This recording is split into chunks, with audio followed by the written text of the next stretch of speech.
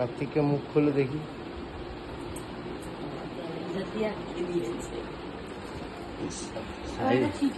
দেখি চিঠিতে কি লিখেছি। বাবা মা দাদু ঠাকুমা জেঠু আমি এসেছি, আমাকে তুলে তুলে নাও। ইতি তোমাদের কার্তিক আর কাকাদেরকে 15,000 টাকা।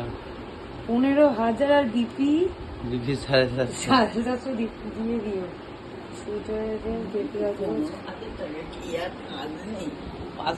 ঠাকুরের মুখটা খুলে দেখি।